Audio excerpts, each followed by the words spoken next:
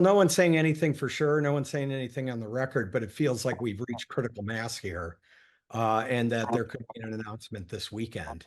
And I think it's just been a confluence of polling numbers, money, the debate, uh, the president's condition now with COVID, and I just think the voices of Nancy Pelosi, Leader Schumer, Leader Jeffries, I think have all gotten us to the point where, it's pretty obvious. The voters, 2/3 of Democrats would like to see a change at the top of the ticket. And so I think we've just gotten to this point where we're at critical mass and all the elements have come together. And seeing so many key Democrats, key leaders express their concerns, that's got to be telling to the president. Well, look, our friend David Axelrod said it over and over again. Uh, Joe Biden's opponent is not so much Donald Trump here, it's Father Time, and Father Time's undefeated. And I just think it's been a tough sell to imagine someone who's closer to 90 than 80 being president, the toughest job in the world. And I think that's the problem. We're not trying to explain how a vaccine works or something complicated. This is somebody, everyone's seen a father, a mother, a grandmother, a grandfather go through the aging process. And so this is not something that's foreign to people. That's something they've seen. And, President Biden has delivered us from the pandemic, delivered us from the chaos of January 6th, and got our economy at least moving in the right direction here.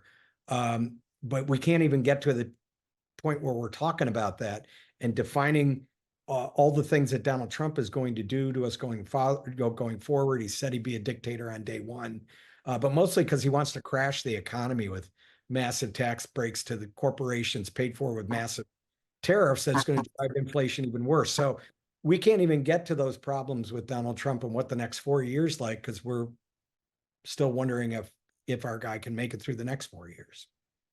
So let's say it's not if, but when he steps out of the race.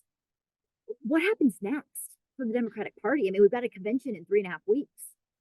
Yeah, I mean, the rules are pretty clear on this. Number one is President Biden would have to release his delegates. They are bound on the first ballot no matter what. And that's almost all 4,000 of the delegates are Biden delegates. They are pledged on the first ballot. So the only way that works is if the Rules Committee, which the Biden campaign controls, or the president himself frees those delegates up.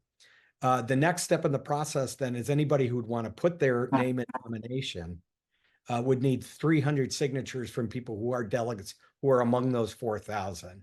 And then you begin a process. And, the most likely person to get 300 signatures is Vice President Harris.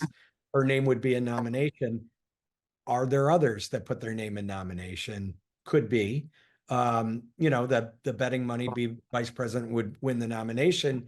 And then you have a really interesting conversation about who the vice presidential pick is, something that would make the convention must-see TV. And so I think there's a lot of benefits here. We've got a ticket that could appeal to young people, to Black voters, Latino voters who are kind of have taken a step back and are just kind of looking at the ticket now and wondering whether President Biden's the right person to lead us for the next 4 years. So I think that a lot of problems that you see in the polling can be fixed by having a different nominee. Are you hearing these?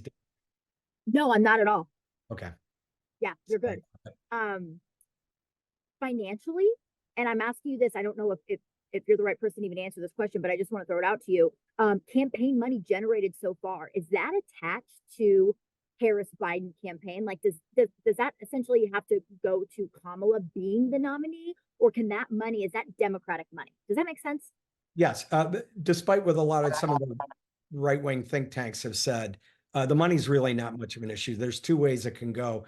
If it's Vice President Harris, there's a lot of different options for the money existing at the DNC and in other places. If it is not President Harris, all of the money can be donated to a super PAC that would be designated by the Harris fill in the blank campaign. Harris Cooper, Harris Shapiro, Harris, Bashir, they would have probably be easier to, since the vice president's name is already attached to the Biden committee, is easier. But really, anybody who ended up getting the nomination, at minimum, they can move the money to a super PAC. Got it. Okay.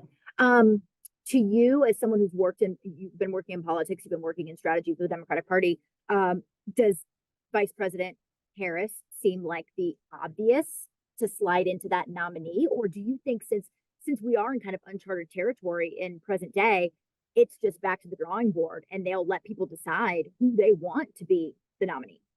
I think Vice President Harris is probably the easy betting money here. It makes sense. Look, there's some real positives. You're talking about somebody who's a district attorney, who's a prosecutor, an attorney general, running against somebody with 34 felony convictions. And, Vice President Harris has been outspoken. President Trump brags about having overturned Roe v. Wade. No one is better in our party than driving that message than Vice President Harris. She's been the lead on efforts to restore that decision to allow doctors, women and their doctors to make decisions about pregnancies, and not some politician in Washington, not somebody like Donald Trump, not somebody like his Supreme Court that has an all-time low approval rating. So I think as a prosecutor, as a woman who's been a leader on reproductive rights, Vice President Harris really does bring a lot of strength to the ticket. Guess last question, kind of setting the stage as this is, the final night of the RNC and we're looking ahead to the DNC. What should the American people expect to see in the next? Obviously, we're all watching closely over the next couple days, weeks. Do you think we get answers on who is the nominee or who is, moving in that direction?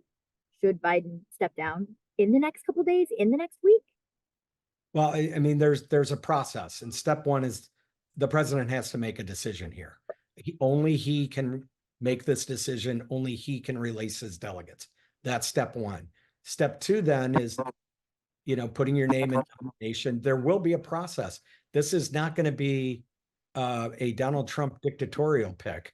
This is going to be a small d democratic process where the elected delegates will choose the next nominee. So we have to just sort of wait for the process to play itself out. Certainly not an overnight thing. No, you can't. Nobody can just anoint this. There are rules. Delegates do get the say, and those delegates were elected by millions of Democratic primary voters. So unlike Donald Trump, who has vowed to be a dictator on day one, who tried to destroy our democracy on January 6th, we're going to have a democratic process to pick a new nominee if the president decides that he needs to step aside. Yeah, it's a horrible place to be. But the facts are clear here. I mean, when you've got 2/3 of Democrats in one poll saying we need a new nominee, you don't have to look any farther than that. That's our party has spoken, and now we've just got to have our delegates go through a process. Should President Biden decide that he can govern, but he can't run again?